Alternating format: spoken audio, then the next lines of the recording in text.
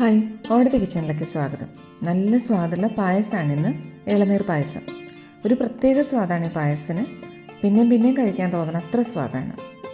2 തരത്തിലുള്ള ഇളനീർ എടുത്തിട്ടുണ്ട്. ഒന്ന് വളരെ കനം കുറഞ്ഞ് ചെറിയ ലെയർ പോലെ വന്നിട്ടുള്ള കരിക്കാണ്. ഇത് ഇത്തിരിയും കൂടി കട്ടി കൂടിയ കരിക്ക്.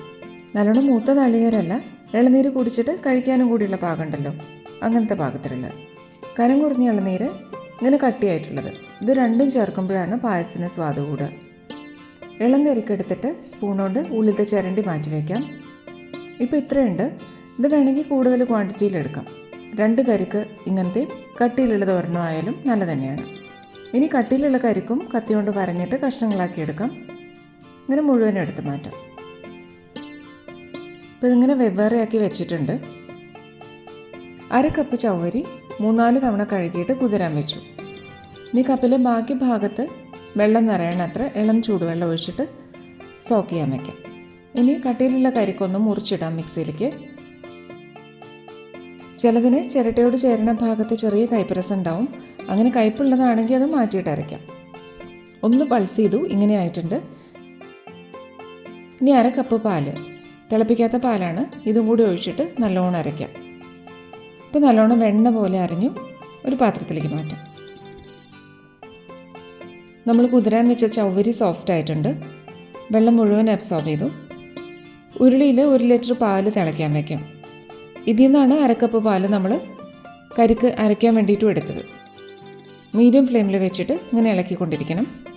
അടി പിടിക്കാണ്ട് നോക്കണം. ഒന്ന് ചൂടാകുമ്പോഴത്തേക്കും അരച്ച് വെച്ച കരിക്ക് ചേർക്കാം. പാലിലേക്ക് ഇളക്കി ചേർക്കണം. പാല് തിളയ്ക്കുന്നതിന് മുമ്പ് തന്നെ കരിക്ക് ചേർക്കണം. ഈ കട്ടയൊക്കെ ലയിച്ചോളും പാലിൽ. 4-5 മിനിറ്റ് കൊണ്ട് തന്നെ എല്ലാം ലയിച്ചു കഴിഞ്ഞു. ഇനി ചവ്വരി ചേർക്കാം. ഇനി ഇത് വേവണം.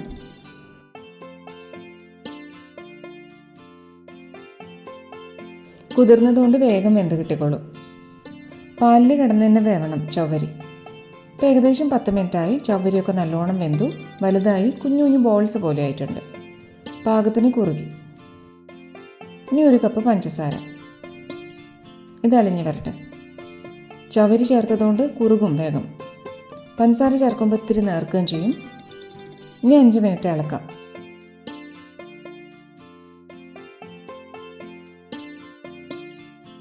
ആദ്യം മാറ്റി വെച്ച ഇളം കരിക്ക് സ്പൂൺ കൊണ്ട് കഷ്ണാക്കിയതാണ്.